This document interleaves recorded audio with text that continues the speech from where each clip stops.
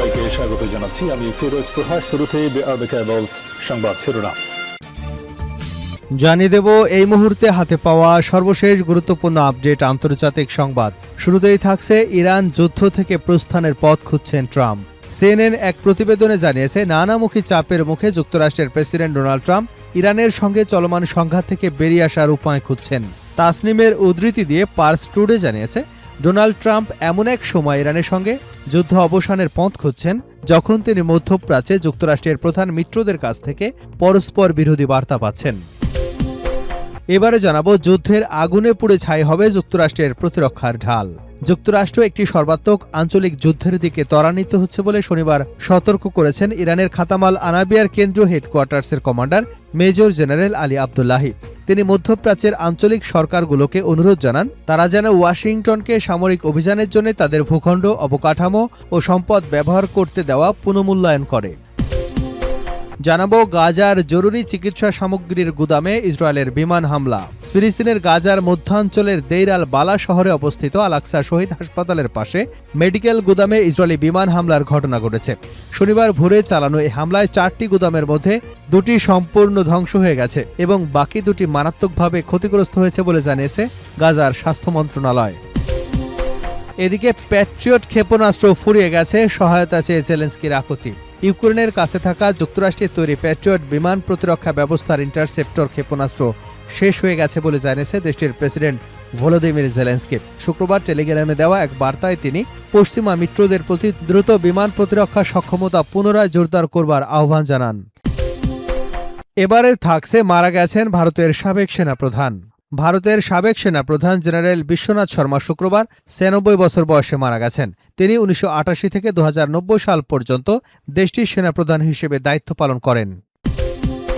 এবং সর্বশেষ জানাবো, মার্কিন এআই ব্যবহার করে প্রতিরক্ষা সক্ষমতা বাড়াচ্ছে চীন।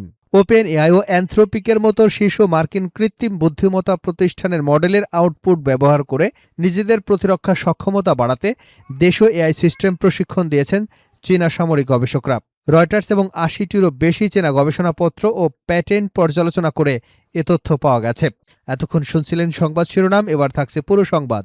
দর্শক, অনুরোধ থাকবে ভিডিওতে একটি লাইক দিন, কমেন্টস করে জানিয়ে দিন এই ভিডিওটি আপনি কোন জেলা থেকে দেখছেন এবং শুনছেন। ইরান যুদ্ধ থেকে প্রস্থানের পথ খুঁজছেন ডোনাল্ড ট্রাম্প।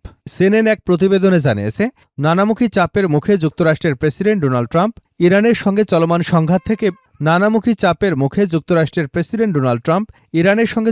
সংঘাত থেকে বেরিয়ে আসার উপায় খুঁজছেন। তাসনিমের উদ্ধৃতি দিয়ে পার্স টুডে জানিয়েছে, ডোনাল্ড ট্রাম্প এমন এক সময় ইরানের সঙ্গে যুদ্ধ অবসানের পথ খুঁজছেন যখন তিনি মধ্যপ্রাচ্যের যুক্তরাষ্ট্রের প্রধান মিত্রদের কাছ থেকে পরস্পর বিরোধী বার্তা পাচ্ছেন। সিএনএনের প্রতিবেদনে বলা হয়েছে, একদিকে ইসরায়েলের প্রধানমন্ত্রী বেনিয়ামিন নেতানিয়াহু ইরানের বিরুদ্ধে চাপ অব্যাহত রাখা এবং আরও সামরিক বিকল্প বিবেচনার আহ্বান জানাচ্ছেন। অন্যদিকে সৌদি আরব উত্তেজনা হ্রাস এবং সংঘাত অবসানের উপর জোর দিচ্ছে। সৌদি আরবের প্রতিরক্ষা মন্ত্রী খালিদ বিন সালমানের এক অঘোষিত ওয়াশিংটন সফরে তিনি দেশটির যুবরাজ মোহাম্মদ বিন সালমানের বার্তা ট্রাম্প ও জেডি ভ্যান্সের কাছে পৌঁছে দেন। ওই বার্তায় রিয়াদ জানায় তারা ইরানের সঙ্গে চলমান উত্তেজনা কমাতে চায় এবং সংঘাত অব্যাহত থাকলে তা গুরুতর ঝুঁকি সৃষ্টি করতে পারে বলে মনে করে। এই বৈঠকটি ট্রাম্পের সঙ্গে নেতানিয়াহুর হোয়াইট হাউসের সাক্ষাতের একদিন পর অনুষ্ঠিত হয়। ওই বৈঠকে ইসরায়েলের প্রধানমন্ত্রী ইরানের সঙ্গে কূটনৈতিক প্রচেষ্টার সফলতা নিয়ে সন্দেহ প্রকাশ করেন এবং তেহরানের বিরুদ্ধে চাপ আরও বাড়ানোর সম্ভাব্য উপায় নিয়ে আলোচনা করেন।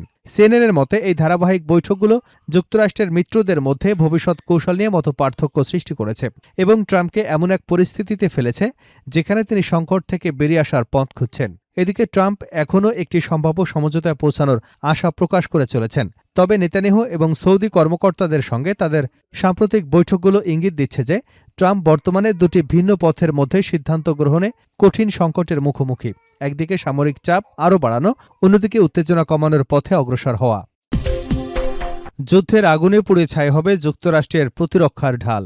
যুক্তরাষ্ট্র একটি সর্বাত্মক আঞ্চলিক যুদ্ধের দিকে ত্বরান্বিত হচ্ছে বলে শনিবার সতর্ক করেছেন ইরানের খাতামাল আম্বিয়ার কেন্দ্রীয় হেডকোয়ার্টার্সের commander major general Ali Abdullahi. তিনি মধ্যপ্রাচ্যের আঞ্চলিক সরকারগুলোকে অনুরোধ জানান তারা যেন ওয়াশিংটনকে সামরিক অভিযানের জন্য তাদের ভূখণ্ড, অবকাঠামো ও সম্পদ ব্যবহার করতে দেওয়ার পুনর্মূল্যায়ন করে। মেজর জেনারেল আলী আবদুল্লাহি বলেন, ওয়াশিংটনের আচরণ একটি বিপজ্জনক সম্প্রসারণবাদী কৌশলের প্রতিফলন, যার উদ্দেশ্য এবং অঞ্চলের উপর অবৈধ নিয়ন্ত্রণ চাপিয়ে দেওয়া।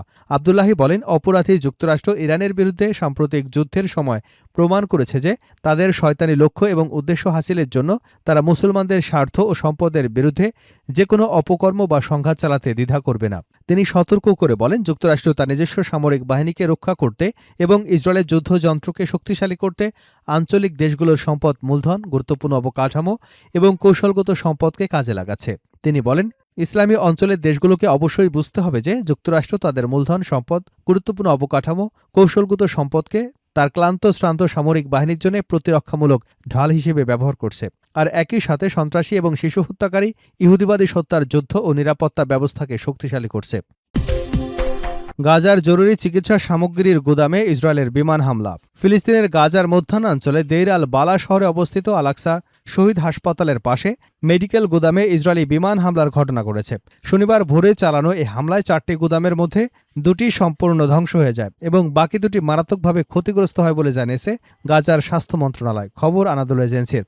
প্রত্যক্ষদর্শীর বরাত দিয়ে জানা গেছে, হামলায় বিপুল পরিমাণ জরুরি ঔষধ, চিকিৎসা সামগ্রী, রোগীদের জীবন রক্ষায় ব্যবহৃত প্রয়োজনীয় উপকরণ ধ্বংস হয়ে যায়। পাশাপাশি হাসপাতালের আশপাশে বাস্তুচ্যুত ফিলিস্তিনিদের জন্য স্থাপিত কয়েক ডজন তাঁবুতে আগুন ধরে যায় এবং বহির্বিভাগের ভবনও ক্ষতিগ্রস্ত হয়। হামলার সময় হাসপাতাল এলাকায় রোগী, স্বজন এবং চিকিৎসা কর্মীদের মধ্যে আতঙ্ক ছড়িয়ে পড়ে, তবে তাৎক্ষণিকভাবে কোনো হতাহতের খবর পাওয়া যায়নি। প্রত্যক্ষদর্শীদের দাবি, হামলার মাত্র কয়েক মিনিট আগেই ওই এলাকা খালি করার নির্দেশনা দেয় ইসরায়েলি বাহিনী।